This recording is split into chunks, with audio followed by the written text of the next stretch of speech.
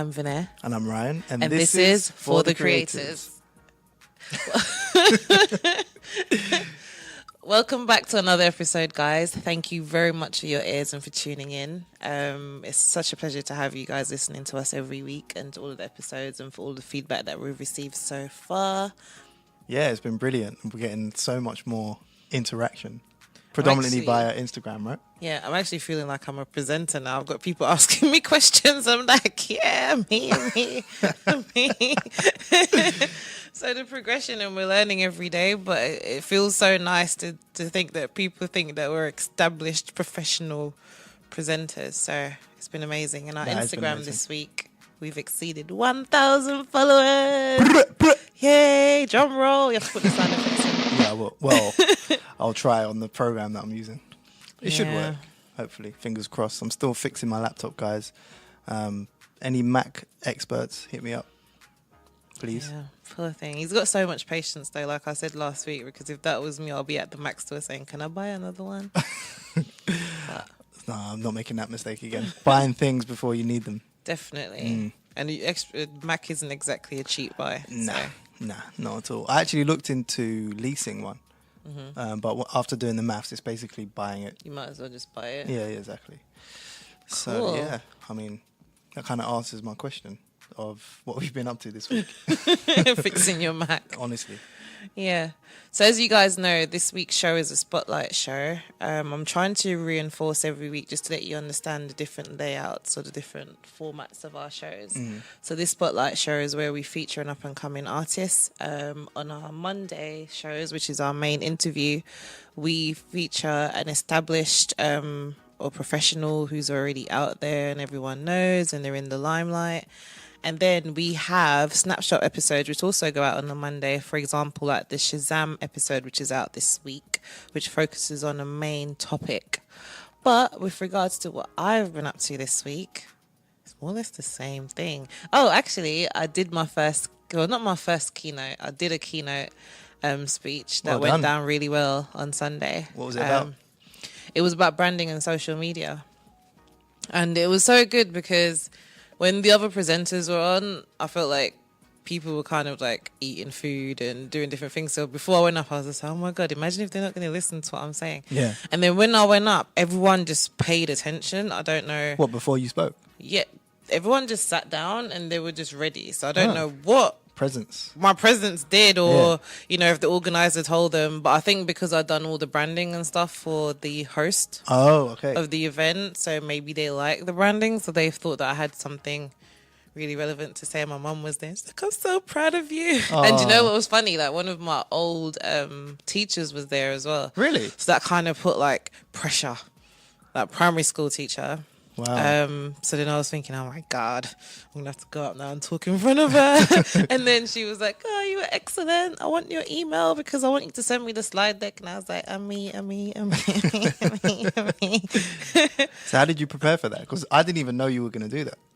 That's kind of like why I didn't really say much about it, because sometimes when you talk too much about something, that actually adds to the nerves. But true. Strangely enough, I took Yinka's advice. I didn't over-prepare because I felt like it's a topic that I live and breathe every day. True. So the best thing to do is just to go up.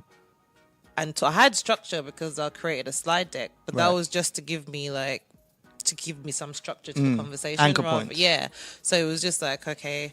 And then what I did is I kind of observed what was going on. So as I was talking to them, I made it conversational where I was incorporating things that happened during the event in the presentation to bring it to life. Right. Because I knew Make that it the relevant. audience that was there, they're not really social media savvy.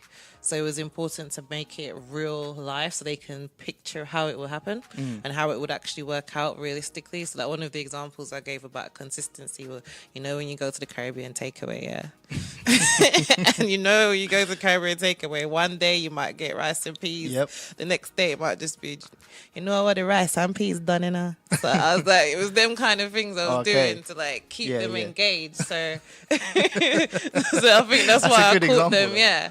So it was things like that I was using to keep the presentation going and so they didn't like fall asleep. But yeah, it was really good. Oh, brilliant. I Well enjoyed done. Well done to you. That's really Cheers. good. Anyway, if you need a keynote speaker, holla.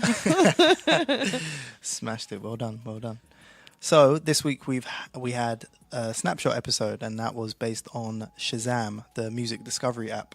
And it's a really, really insightful episode. What did you get out of that one? I think the main thing that I got out of it was how much people don't know about the benefits of using Shazam, especially for unsigned artists, because I feel like most artists, if you're unsigned, you somehow feel like, because of the way how platforms like Spotify are set up, you kind of assume that it's the same for Shazam. So you assume that you'd have to go through a record label or a distributor to get onto Shazam, when actually all you need to do is just submit your music to Shazam by email. And it's so simple. Yep.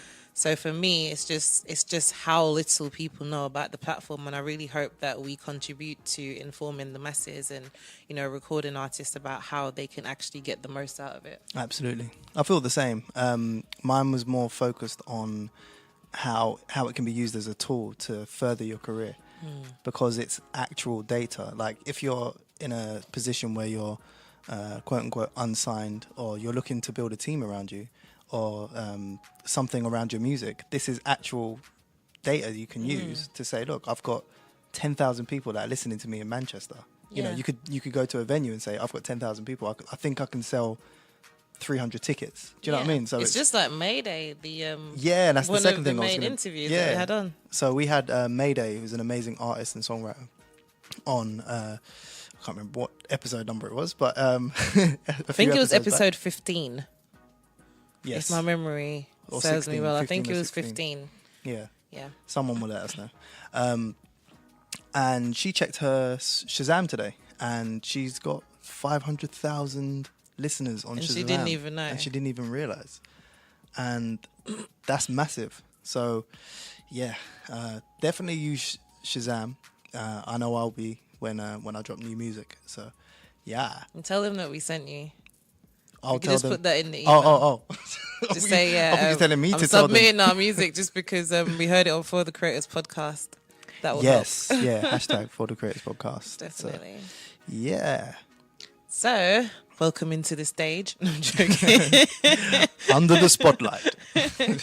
On today's spotlight, we have the amazing photographer, Brunel. He goes as Brunel's _world on Instagram. He's a candid photographer, and he's actually amazing at what he does. Not only does he take great shots, but he also provides a story with them, which kind of like captures your attention and draws you in. So I don't know why I'm moving my hands like you can actually see me. Well, we are on a live. It comes across with my voice. But he's absolutely amazing. So let's welcome Brunel to the show.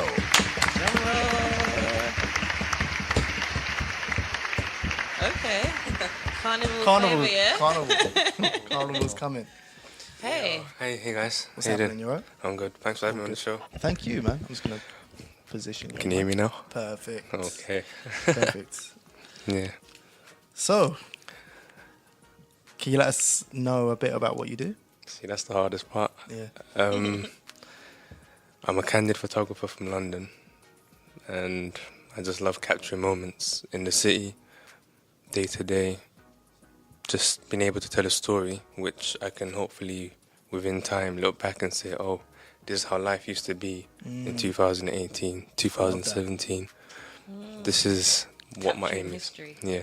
Why did you pick candid photography rather than stage photography? I'm not an artist, so for me to build something in a studio is kind of out of my league. Whereas if it's already happening and it's already going on, it's a lot more easier for me to just see, oh, there's a scene here, let me capture that, or predict what the person's going to do. Yeah. So I prefer things moving instead of actually having to create it from scratch. Rather than being like a creative director. So I know that you mentioned that caption. I saw that caption on your Instagram, and someone was saying, "What are you trying to say about artists?" Yeah. See, that's another thing. For me personally, an artist is free flowing. They got they think outside the box. I'm coming from like a more mathematical background, Right. so things need to have a procedure. Things need to have a formula. They need to have a stepping stone of how things go about. So for me to just come into a blank space and create something is difficult because I'm used to formulas. I'm used to patterns. I'm used to things going on and capturing them as they happen. So what if you had a creative director like on board that was actually giving you that direction? Do you do stage photography? Yeah, I do. Okay. I do stage photography, but it took me. So I've been doing photography for a year and 3 months. Okay. Wow. Yeah, so Really good. it's Yeah. a year and 3 months. I thought you was gonna say way longer than that. Nah, I just ran and picked up a camera and started shooting. Really? Yeah, What made you do that? I don't know. It started at a charity event. The photographer that was supposed to come in cancelled last minute, so I went to the organizer and I was like, "How hard can it be to take a photo?" I was kind of arrogant there, but Yeah. so then he said, "Okay, here, take the camera, go about and see what you can do." I went about, I took a few photos, and I just loved the procedure of taking the photo, whilst people didn't know what I was doing. Right. So from there, I started thinking, okay, this could be my new hobby. Right. I didn't think I was good or anything. I just wanted to take this photo, and I kept doing it. And then as I'm taking photos, someone said post on Instagram. So before this, I had no Instagram, no social media, none of it at all. What, Yeah. a year ago Crazy. you had no A social year media? ago, I had no social media. Wow. Like how you won't see my face now is Yeah, exactly before, but absolutely nothing at all. Oh, okay. So with the Instagram, I started posting some photos and people started coming in saying, "Oh, your work is really good." I'm thinking, what are you talking about? But it kept coming and it kept giving me the confidence to continue. So here I am. I think you've Wow. got a really good eye, though. That's the thing. Like, you capture moments, but then I remember there was one where it had, like, the British flags, and I think it might have had an old man sitting down that yeah. randomly had, like, something really British about what he was doing, and that everything that you capture, and I like the one where it had the Indian men in the market, where it looked like 3 of them were in conversation, but then... Yeah, it was just Shepherd's like there's Bush. so many different aspects of what you do that I just find really interesting. Yeah. Or the girl and the guy who she was like sitting on his lap and he had like the wet floor sign. So all of that, it's like your eye is really, really like. And it's Right. what's really standing out to me is that you said you come from a really mathematical background that you need like formulas and all of that. Yeah. But with candid photography, it's almost the opposite of that because it's something that's happened that you've seen and it's like, I need to shoot it. Personally, for me, candid photography is like doing calculus. It sounds weird. It sounds really weird. Explain. But if you are in an environment where you have spotted the light, you spotted a certain thing within, say for example, in this room now, there was a light coming in onto this pillar here. That's right, yeah. Yeah, that alone, you've already clocked onto it and you've already seen, okay, this exists here, this exists there. So now you know that 1 and 2 are now firm. So all you need is that variable to go through. So the candid photography is more calculated than Right. just randomly snapping. That makes a Does lot that of make sense. sense? That makes Yeah, a but lot how of sense. do you still capture it in the moment so that it looks candid? Because I could imagine, like, for example, the 2 women sitting on the bus at any moment, one could have just gotten up and got off the bus. Oh, you have to be fast. Yeah, so I'm thinking, how do you, because you're saying with all that calculation, so there's still an element of like quickness Yeah. there as well. That's so down to calculations as well. So it sounds really weird. No, that And makes it's complete a But, good sense way when, to when you break say it it. down, Yeah. yeah. But when I first started, I started making notes. So I noticed that within capturing certain things, it'd probably be about 10 or 15 seconds before that scene is gone. So if you see something there and then, you got probably 5 to 10 seconds before it's gone. Wow. So within that 5 to 10 seconds, you've got to make sure you know what exactly you want to capture. So if it's 2 people talking on a bus and you're starting to see that they're moving their hands, you now have probably 10 seconds in which this movement comes to an end. Sure. So in this movement, you've got to either have planned everything and start shooting, or you let it go. So It sounded like you see the world like Neo does in the Matrix. That's what it sounded like. It's Slow like, down, honestly, that slow motion. yeah, it's slow, but it's like seeing everything as code and numbers. Like you're analyzing body language and just you can almost predict what's going to happen, so you can then take the shot. Try to. Yeah, Try to. That's A lot of it's down to luck as well. Mm. So there's only so much you can control. Yeah, The rest, just pure luck. yeah, definitely. And how do you build the confidence? Because you're a guy who likes to remain behind the scenes, from what you Yeah, say and how you come across, especially on your profile. You never show your face. yeah. But how do you build up the courage to just walk around with a camera and just be taking shots of people? Aren't you ever scared that they'll jump out and say, See, what are you doing? Because it's not a small camera. It's not even like on your mobile phone where you can just hold your phone up. A mobile and phone- do it slyly. a mobile phone would be probably worse. Yeah, I was going to say that. Because right now, using a mobile phone, someone could be either making a meme of you, Yeah, it's got whatever. different It's perception. different perceptions. Whereas a camera, depending on how you carry yourself or comport yourself, you can either look like a professional photographer or a weirdo. So it all depends. Did But that lend itself to you getting the camera that you have? yeah, so I started off with a DSLR, and I was still moving incognito. Yeah. But once I got the Fuji or the A7, things got a lot more easier because it's faster and it's more hidden. That's what I was going to say as well, because the speed has to... Very speed. You need very to turn fast. it on and capture the moment, right? Yeah, so it's That's very the most fast. annoying thing about some of the cameras that we use day to day. It's like, open up the app, here's the moment, you press it, It's missed. nothing happens, and then you miss it, and it's like, oh. And do you ever just, is it like one shot and you got it? Or are you taking like 10 shots and then you're choosing the perfect one? Some of my shots from before were one shot, but then someone told me that you need to start taking more shots just in case there's a better moment which you thought you caught, but actually afterwards there's a better moment than the one that you actually thought you caught. And the one that you were trying to frame? Yeah. So Okay, cool. it depends. Like for example, the British photo that you're talking about with the man on the wheelchair. There was 3 shots. Each one got closer, but you'd have to choose where he Right. sits right, which photo he sits right in the photo, and then pick that one to use. So it's sort of like that. Yeah. Yeah, and come back to being scared on the streets. It depends how you grow up, to be honest. If you're growing up in an environment where you need to be where you need to be, then picking up a camera is just like any other thing. Right. But if you're coming from an environment where you're not used to the streets, then it can be very difficult because it can be scary thinking what this person is going to say if I take his photo. Is he going to get angry? Is he going to start shouting at me? And Has that ever happened? no. Really? Nope. Really? At all? At all. From all walks of Actually, life? I'm wrong. Once. Mm. In all the photos I've taken, only once Wow. have I got into trouble. And that trouble was someone running up to me and saying, "Why did you take my photo?" And I was like, "You look good."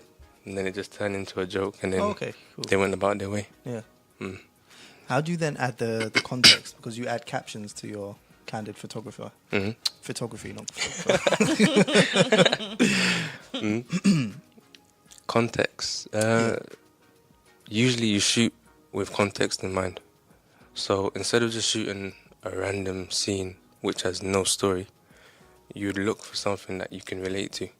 And then by that relating to you, creates a scene in your head which then allows you to also add context to it later on. That's what I tend to do. That makes sense. So I won't randomly just start shooting because it's nice. I have to relate to it. Also, I can't tell a story. So there's plenty of photos that I have which I've never posted, haven't shown anyone, because I simply can't tell a story. Tell the story. And some people on Instagram say it doesn't matter, it still looks good. But as a photographer, and it's my work going out, Yeah. I need to be able to justify why it is that I'm posting it out.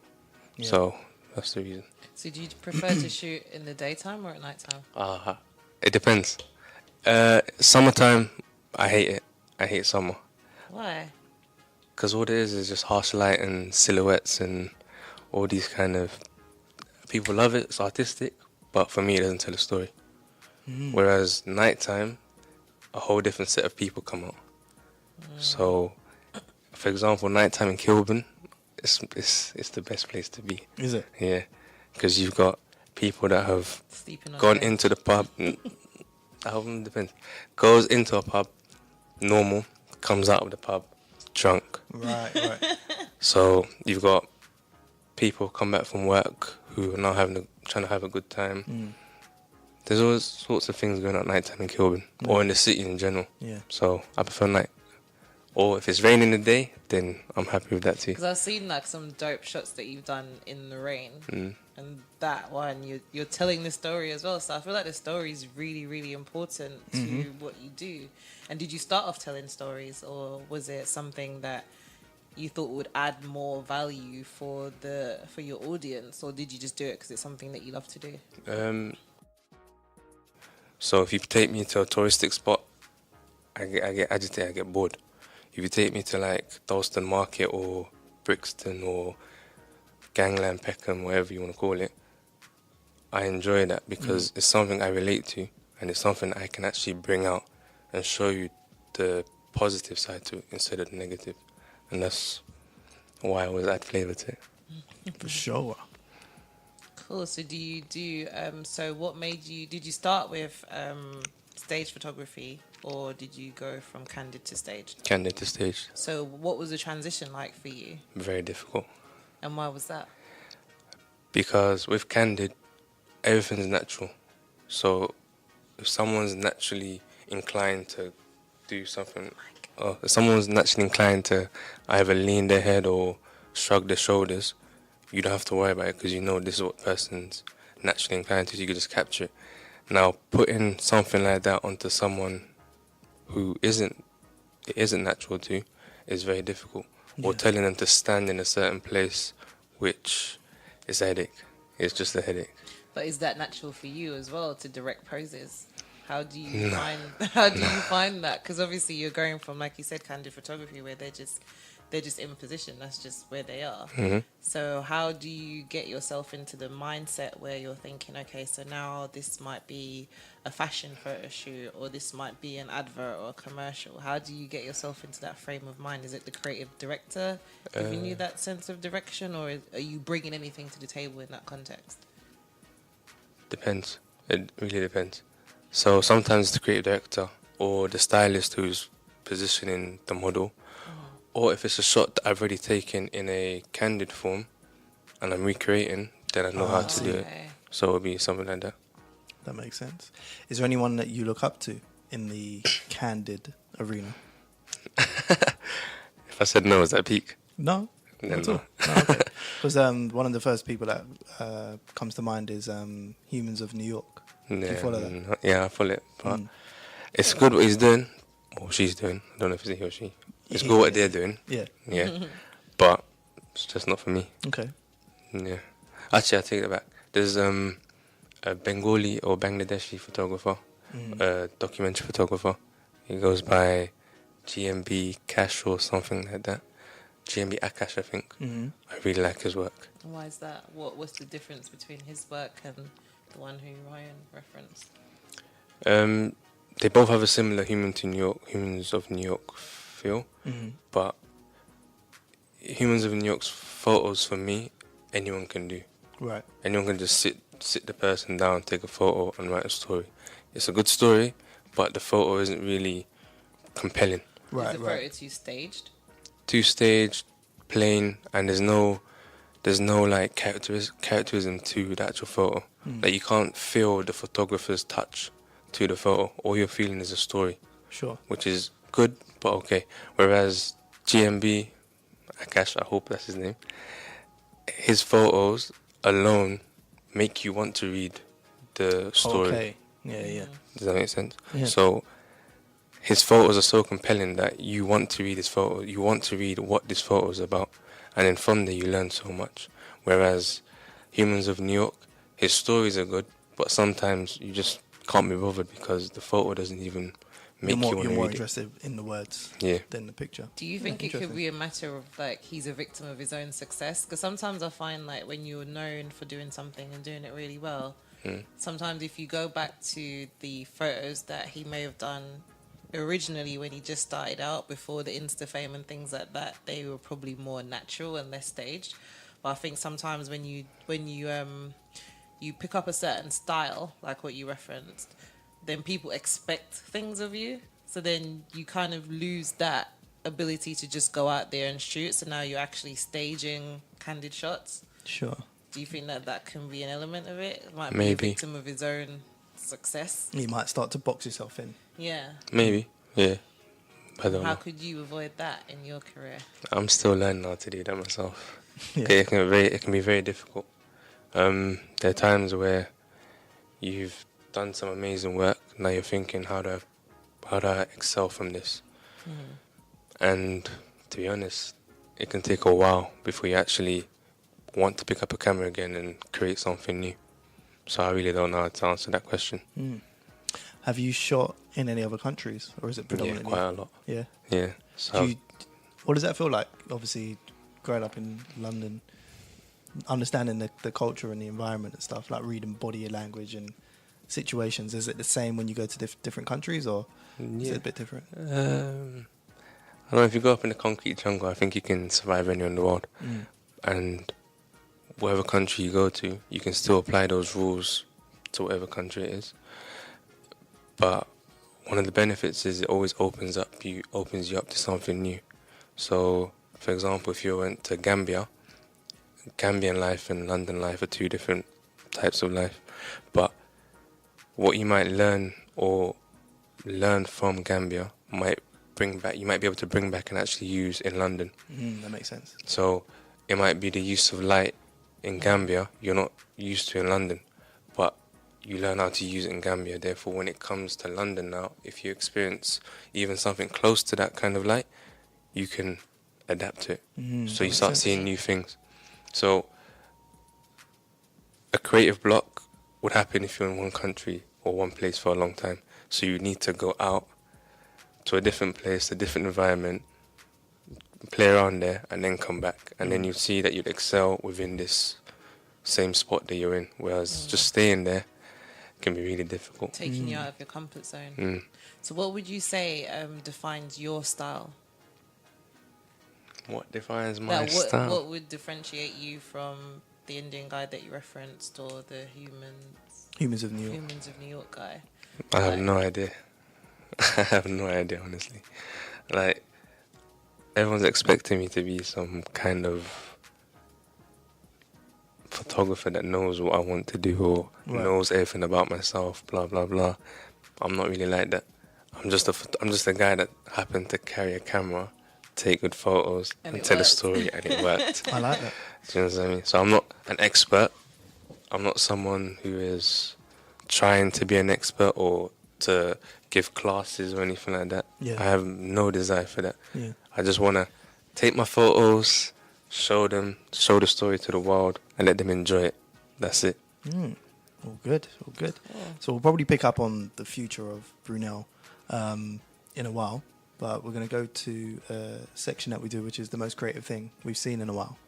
So, Vinaya? That's fine. Yeah, what's the most creative thing you've seen in a So while? the most creative thing that I've seen this week are the Vogue magazine covers. Oh, So Beyonce's the one. first one was, because I was thinking to myself, which one do I prefer? And I actually think I prefer Rihanna's one, because for me it had more drama and it was more dramatic.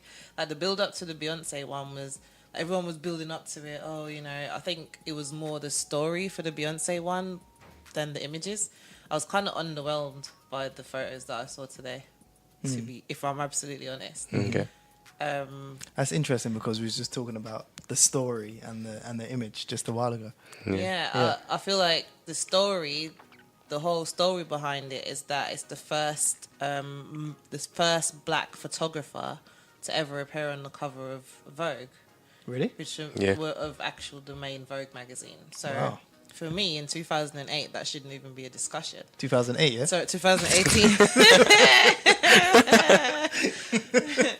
Anyways, I'm living in the past clearly. Yeah. But that's kind of say it should have happened since 2008. That's why I was like, at really? least. Anyway, so 2018 was the first time a black photographer has appeared on the cover of Vogue. Appeared on or shot? Or shot the Okay. image on the cover of Vogue. I doubt one's appeared on there. Yeah. To be fair. Well, if one hasn't shot, then I highly doubt it. That one's appeared in there.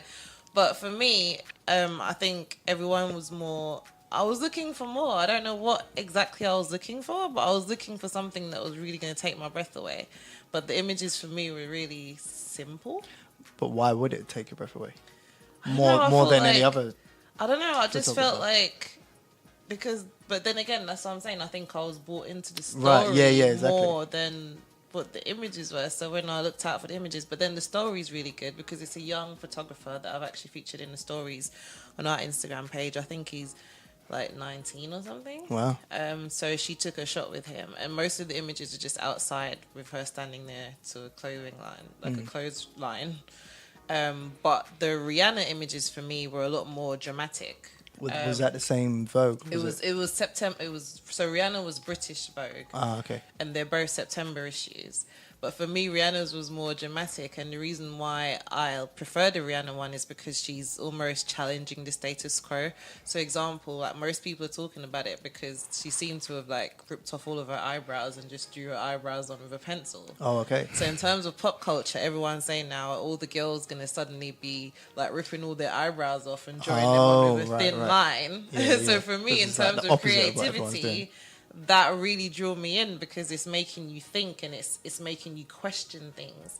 But then also there was so much that went into her images as well. Like she had like a flower headdress, and there was just so much going on. I just felt like with the Beyonce one, I was so caught up in the story. I was just expecting some images that were going to be like, oh my god, Right. yeah. So, Ah. but I still think that they're both creative, and I really like the story, and I like the fact that Beyonce took a stance and said that she would only be shot by a black photographer. So in terms of the culture, that's really good. But I just think it's not something that we should even be discussing in 2018. That's the thing. That's the thing. Yeah. Maybe Angelina Dove provided the flower headdress for Rihanna. Angelina Dove was a past guest that does everything, but she also does flower headdresses. So yeah. The most creative thing I've seen recently is the DJ Khaled advert for Apple Music. That is Dope. sick. That is proper sick. I weren't expecting I weren't expecting it. So obviously he's made his son a bit of a meme, but you've got his son being voiced by Kevin Hart, and they're talking about this new tune that he's got coming out. But yeah, the whole thing's hilarious, man. I really, really liked it. Yeah. Shout out to Larry Jackson, who is the creative director on that. And Adam, I think it was, I can't remember the guy. I've posted it on our news feed, who the actual director of it was. But I can't remember. It's in the description. I should delete this bit. Delete.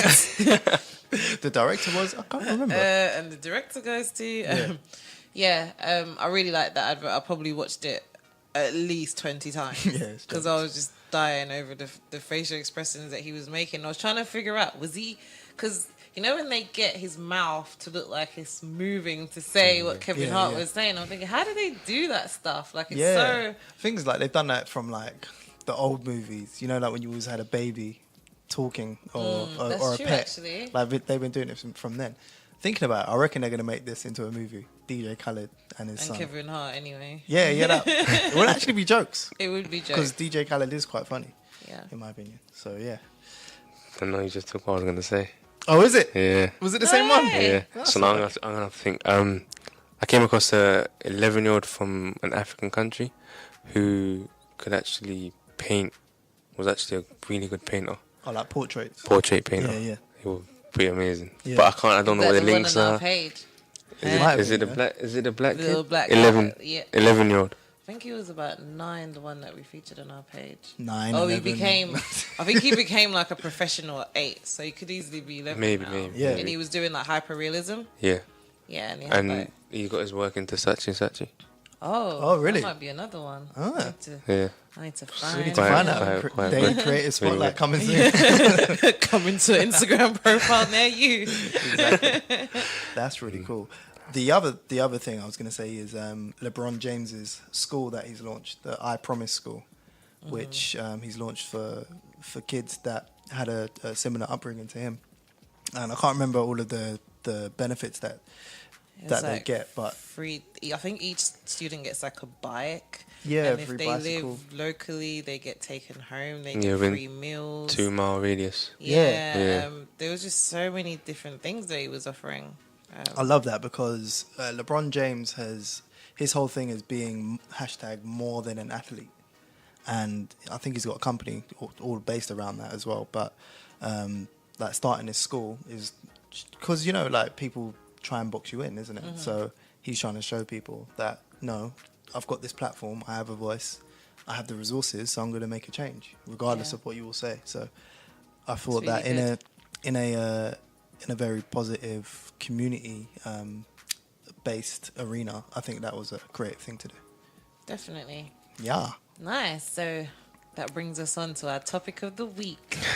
Thank you to everyone who actually contributed to the poll this week. So I've been trying to put up a poll on our Instagram profile to try and get our audience involved and get them to choose a topic and then provide us with their feedback on the topic. In the meantime, Brunel's sitting over here rubbing his head. Stress. So the topic of the week is, should a photographer always ask for permission before taking someone's pic? So the question goes to Brunel. My answer would be no. Simply because by asking permission, sometimes you lose the moment completely. But if it's for kids, then I'll definitely say ask for permission. That's about the best answer I can give you. Sounds like a good rule. And actually, you can apply that, not the kids part, but you can apply the don't ask for permission because To you lose the afterwards. moment. That applies to most things if you think about it. Yeah. So I kind of did some research into the topic and I looked at the legal implications because I feel like that's important, right? So unless you're selling the images, you don't legally need to ask for anyone's explicit permission to take the photo in a public space.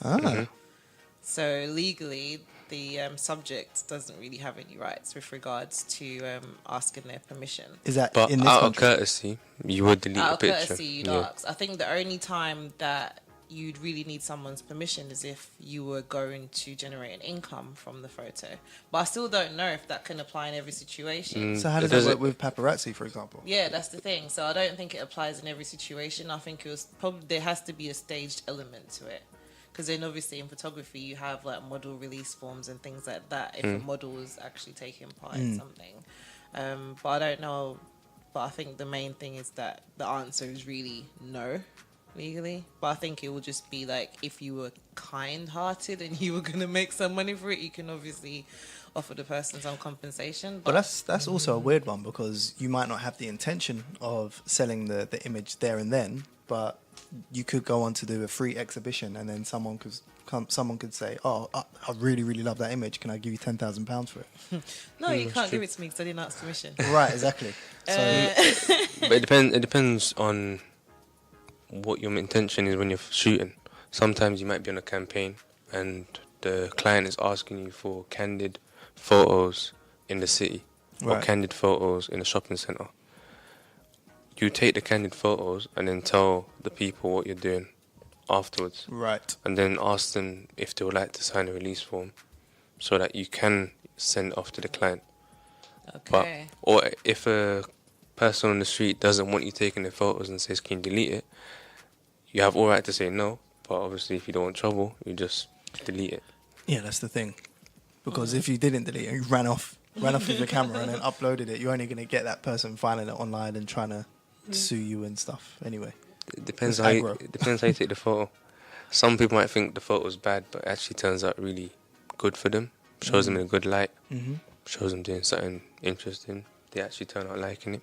It's happened before. yeah, has it? Yeah. So I've taken a photo of someone they didn't know. Somehow they found me on Instagram. Said, "Wow, that's a really nice photo. Can I have it as well?" I was like, "Alright, cool." Yeah, so it all depends. Nice. Yeah, because Made by Pinder, one of our followers on Instagram, he drew a really good comparison because he was saying, what is the difference between drawing an image of a person compared to taking a photo of someone? And the response that I gave him was that for some reason, I feel like when you draw the image, it seems like it's a compliment. But when you take a photograph, sometimes it can be an invasion of privacy. So what is the big difference there? See, I would say, so if an artist is drawing an image, or drawing like a painting from someone, it's usually going to be based off of a photo that's been taken, unless they've just, if they're doing it from their head.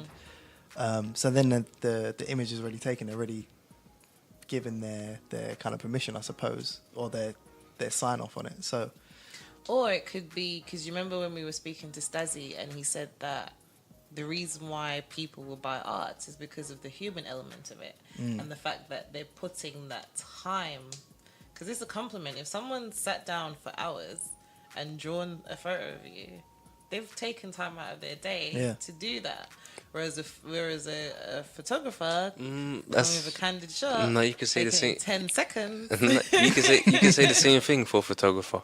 If I shot on film, the process is a lot longer than if I shot on digital. true. So to say that the art is the human element, I wouldn't really agree with that.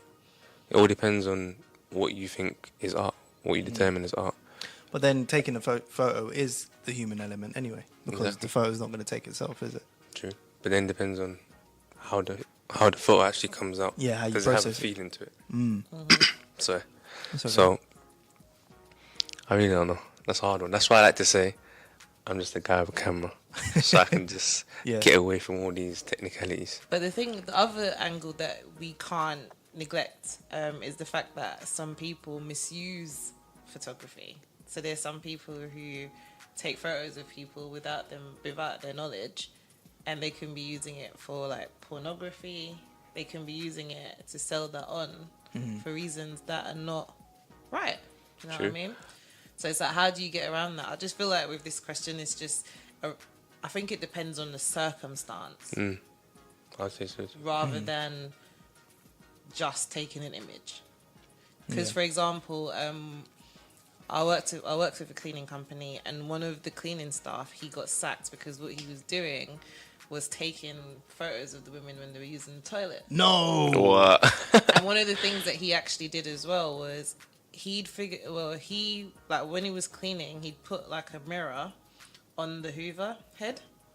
So imagine like when the ladies were standing on the till, he was using the Hoover What?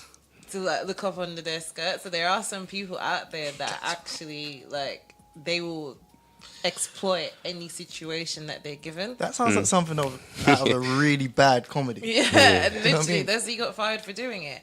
How So bait then- is that though? So that takes me to the point that was drawn by one of That's our terrible. followers. One of our followers, Sav82, drew a similar point because he was raising the issue of, what about CCTV? To an extent, that's an invasion of our privacy, but we seem quite comfortable with that. But that's something that's recording us all day long. I think that's part and parcel of being British, because we're the most watched nation in the world. So that's true. Yeah. I think we're just like desensitized from that. Yeah, but yeah, we'll always record it. But what makes it different to someone just snapping a photo? To be honest, I'd say it's down to the vibe of the photographer. So, if a photographer's taking a photo of a long lens, like a long 270 to 200 millimeter lens, and he's hid behind any of the bushes or a bin, With a I'd trench say coat and a top hat. I'd be worried. Right. A lot of it depends. It really depends on the vibe of the photographer. And what about paparazzi? Because They do the same thing. That's what I imagine a paparazzi would do. Because when you see images of someone just on holiday, they are like at their pool, and next minute it's in the magazine. So say for example at the Royals, you'll see photos of them that have been released where they're on holiday, they're in the mansion, a photographer's taken a photo from some aerial view, maybe from like a helicopter sometimes. Yeah, it's bare And you just zoomed in. think like, wow. But at the same time, that's how they make their money. Exactly. With the paparazzi. Yeah. Well, I mean, when we were speaking to Joe Hagan, he was letting us know that a lot of that is staged, and there is a element of permission from there. So it seems like it's candid, but Didn't know sometimes that. it's not. Yeah. Well, I can say mine's 100% candid. Yeah. 100%. With the question, so obviously we've asked, should a photographer always ask for permission before taking someone's pic? But it seems like there's always dialogue after you take the picture. Mhm. So there's an element of permission, but it's Yeah. not necessarily before. No, it's always after. Mm. So even if it's candid, if someone's, say for example, someone's wearing something really nice, and you've taken their photo, and you know you've got your photo. As a photographer, you go up to the person and say, "Thanks for the photo. You look really good," and you keep it moving. That way, the person, if they've seen you take the photo, they're less like, "What's he doing?" and more like, "Oh, okay, he just wants a photo." Yeah, Thank it's you. not like you're just taking something from them. No, Mm. you got a compliment. It's like a give and take situation. Yeah. If you just take the photo and turn your back and walk away, then you can have situations where the people chase you down and be like, "What are you doing?" Yeah, that makes But sense. if you're like, "Thank you, you look really good," compliment them, they're like, "Oh, hope you enjoyed it. Thank you," and everyone's happy. Everyone wants to feel Or like a you always got celebrity. to have a smile when you're taking the photo, because with a smile, the person in front of the camera feels more comfortable. When you've got a frown on, they're like, or serious face, it's like, "What's this guy doing?" So it's Right. what depends. Mm. Especially if you're shooting in the markets, Yeah, yeah. you got to have a smile and know how to bop and weave, Mm. because it can get hectic. Yeah. Yeah. This has just made me think as well, on social media for artists or celebrities or anyone, even social media influencers, it seems like the photos of them, candid shots of them, seem to react better. Do you know what I mean? It's almost like everyone's walking around with a candid photographer, because they're not like taking selfies. It's more of like, It's actually a here's me photographer, doing yeah. this, here's me doing that. I Yeah, get it reacts I well. get a lot of artists that ask me to do that for them. Ah, is it? Really? Yeah, so they'll obviously pay me and want you out with them on a certain event or a certain place, and let them do their stuff, and you just do your candid photography of them. Right. Some tag you in, some don't tag you in, just how it goes. But a lot of them are starting to do that now. How important is it for you to get tagged and credited, essentially? Depends on who I'm working with. Mm. So if it's someone massive that can aid me a little bit, or I can use later on as a reference point, then it's good. But most times, what's supposed to come to you is supposed to come to you. Good attitude. Yeah. Ironically, I saw. I was watching YouTube today, and I saw Kim Kardashian doing that because I think she was advertising a supplement or something for her Instagram, and they'd taken like multiple images before they selected the final one. So I'm like, For Instagram. yeah. Wow. And it was all done on camera, but it was a camera that was printing out the images straight away as well. What do they call those again? Polaroid? Polaroid. Yeah. But it was like a professional looking camera like that, but it was printing the Polaroid snaps, and then she just chose the best one, and then Uploaded it was it. uploaded to Instagram. Wow. So there's no more like candid isn't candid anymore. It's still there's the staged candids. No. Candid is candid on Bruno's World. Candid is candid on Bruno's World. There you go. Yeah. That brings us to what? So where is Brunel's World going? Like you said, you picked up a camera, what, a year ago? Yeah, a year ago. That's insane. Where do you see this going? Because it seems like you're very much, like you said, I'm just a guy with a camera. You're seeing where this goes. Do you have a vision, like 5 years, 10 years, or anything like that, or is it just seeing where this goes? Well, within the year, I've progressed at a very fast rate. So sometimes it takes a while for me to say, "Oh, I'm here now. I should be here, but I'm here." So for me, I just want to document the world. So I want to do a lot of documentaries. That's my main Yeah. goal. So not video documentaries in a sense, more photography documentaries, photo docs. So that Interesting. I can tell a story through writing, because yes, video is good, but I still believe reading is essential for people's growth. Because we're now in a situation where, or a society where, we learn everything from video. So whatever the person tells us, we take it whole. Whereas if you're reading now, you start to question, what is this guy telling me? And you start looking up, you're more likely to actually go onto Google and say what this guy typed up, is it correct? Find out some more and then see where it goes. So for me, a photo documentary is more beneficial for me than a video doc. So I want to focus on that path Yeah. going forward. And would you do that as a book? Would I do it as a book? Yeah. Yeah, as a series, yeah. Yeah. Yeah. That's amazing.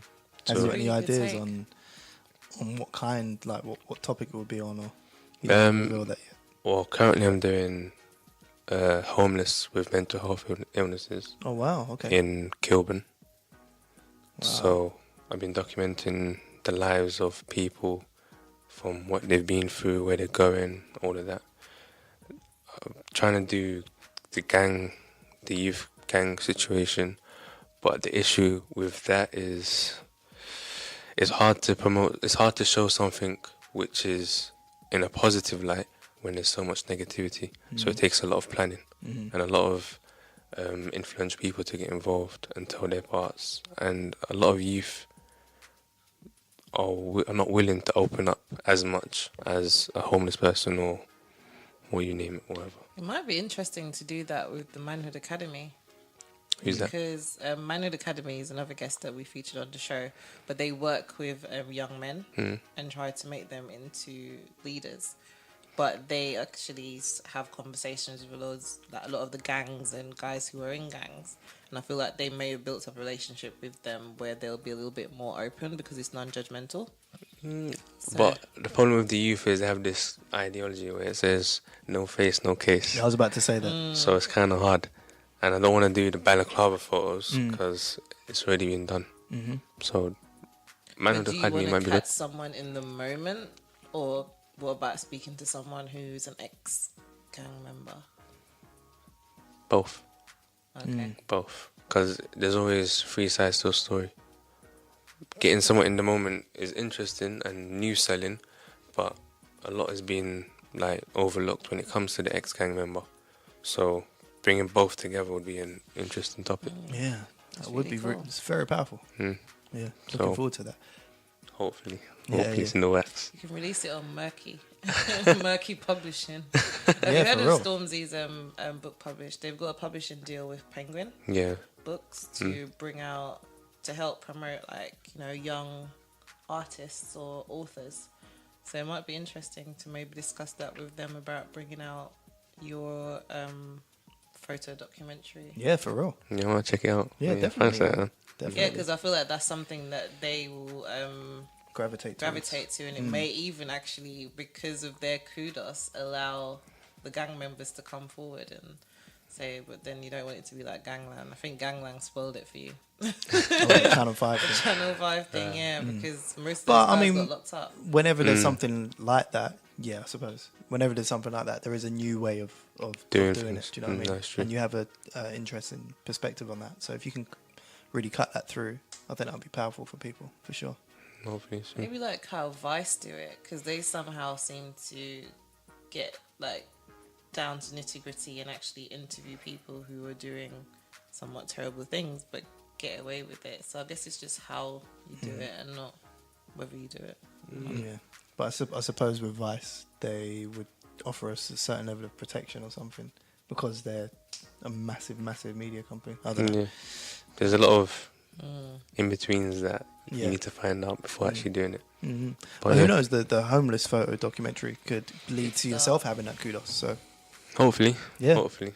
yeah. I'm If, looking yeah, forward if, to if that. it can benefit the homeless people that are actually telling their stories, then it'll be just as good. Yeah. Because I don't want to be in a situation. I don't want to be in a situation where I'm doing something and it's solely benefiting me. Just Exactly. exploiting them Yeah, and then- no, it's not my ethos. My ethos is if I'm doing something, the person who I'm working with has to benefit too.